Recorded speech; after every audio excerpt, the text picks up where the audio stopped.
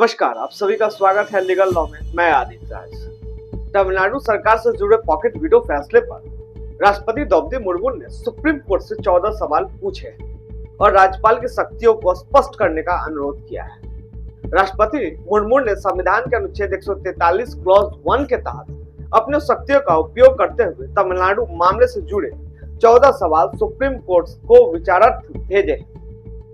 Supreme court से इन सवालों पर अपनी राय देने का आग्रह किया है। राष्ट्रपति ने सवाल किया है कि क्या सुप्रीम कोर्ट विधेयकों को मंजूरी पर राष्ट्रपति या राज्यपाल के लिए कोई समय सीमा तय कर सकता है। दरअसल तमिलनाडु सरकार ने लंबित विधेयकों पर राज्यपाल RN रवि की तरफ से मंजूर दिए जाने से इनकार करने पर सुप्रीम कोर्ट में याचिका दायर की थी। कोर्ट ने तमिलनाडु के राज्यपाल के फैसले को खारिज कर दिया। सुप्रीम कोर्ट के जस्टिस JB पारदीवाला और जस्टिस R महादेवन की बेंच ने 8 अप्रैल को ऐतिहासिक फैसला सुनाया और पहली बार राष्ट्रपति को विधेयकों पर निर्णय लेने के लिए समय सीमा तय कर दी। सुप्रीम कोर्ट की बेंच ने फैसले में कहा कि अनुच्छेद 201 के तहत राष्ट्रपति द्वारा किए गए कार्य न्यायिक समीक्षा के अधीन है। आदेश में कहा गया कि संविधान के अनुच्छेद 201 के अनुसार जब कोई विधेयक राज्यपाल द्वारा राष्ट्रपति के पास भेजा जाता है तो राष्ट्रपति को या तो उस पर सहमति देनी होती है या असहमति जताने होते हैं। हालांकि संविधान में इस प्रक्रिया के लिए कोई समय सीमा तय नहीं की गई। सुप्रीम कोर्ट ने स्पष्ट किया है कि राष्ट्रपति के पास पॉकेट वीटो का अधिकार नहीं है, यानी वह अनिश्चित काल तक अपने निर्णय को लंबित नहीं रख सकते। सुप्रीम कोर्ट के फैसले के बाद से सवाल उठने लगे थे। अब राष्ट्रपति द्रौपदी मुर्मू ने इस मामले में सुप्रीम कोर्ट से औपचारिक राय मांगी है।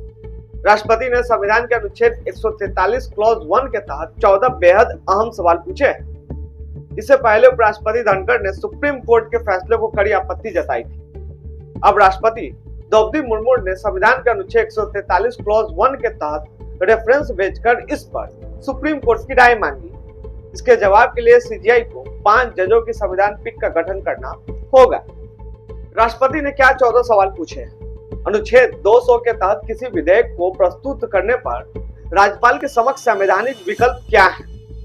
क्या राज्यपाल को किसी विधेयक के प्रस्तुत होने पर मंत्रिपरिषद की सलाह मानने के लिए बाध्य होना चाहिए?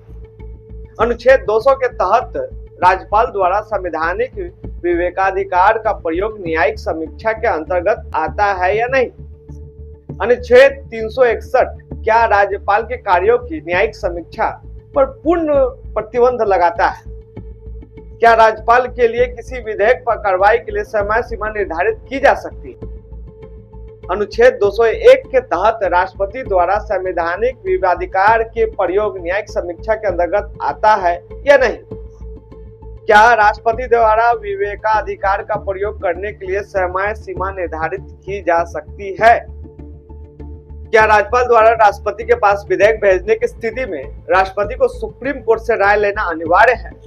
क्या अनुच्छेद 200 और 201 के तहत राज्यपाल और राष्ट्रपति के निर्णय कानून के प्रभावी होने से पहले न्यायिक समीक्षा के अंतर्गत आते हैं?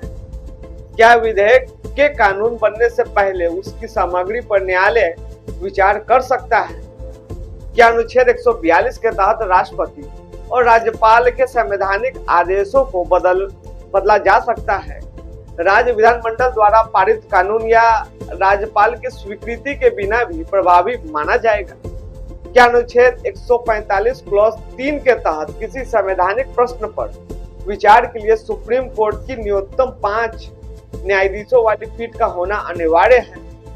क्या अनुच्छेद 142 के तहत सुप्रीम कोर्ट की शक्तियां सिर्फ प्रक्रिया तक सीमित है या सब्सटैंटिव कानून के विपरीत आदेश भी जारी किए जा सकते हैं? क्या संविधान के अनुच्छेद 131 के तहत दायर वाद के अलावा केंद्र सरकार और राज्य सरकारों के बीच विवादों पर निपटाने के लिए सुप्रीम कोर्ट के अन्य किसी अधिकार क्षेत्र पर प्रतिबंध है क्या? सुप्रीम कोर्ट ने फैसले में क्या कहा था? सुप्रीम कोर्ट ने फैसले में कहा कि राज्यपाल को विधेयक मिलने के 3 महीने के भीतर निर्णय लेने होंगे। अगर विधानसभा दोबारा वही विधेयक पारित कर भेजती है तो राज्यपाल को 1 महीने के अंदर मंजूर देना होगा, यानी मंजूरी देनी होगी। राष्ट्रपति को भी उस विधेयक पर 3 महीने के भीतर निर्णय करना होगा। सुप्रीम कोर्ट ने कहा कि यदि 3 महीने से ज्यादा की देरी होती है तो उसके उचित कारण दर्ज किए जाने चाहिए और संबंधित राज्य को इसकी जानकारी दी जानी चाहिए। बेंच ने निर्देश दिया है कि हम यह निर्धारित करते हैं कि राज्यपाल द्वारा विचारार्थ भेजे गए विधेयकों पर राष्ट्रपति को उस संदर्भ की प्राप्ति की तिथि से 3 महीने के भीतर निर्णय लेनी जरूरी है। हमारा खबर यही समाप्त हुआ। फिर भी किसी तरह की कोई समस्या, कोई शिकायत हो तो आप कमेंट बॉक्स में भेज सकते हैं। आपकी जवाब देने की पुरजोर कोशिश की जाएगी। तब तक के लिए बहुत बहुत धन्यवाद।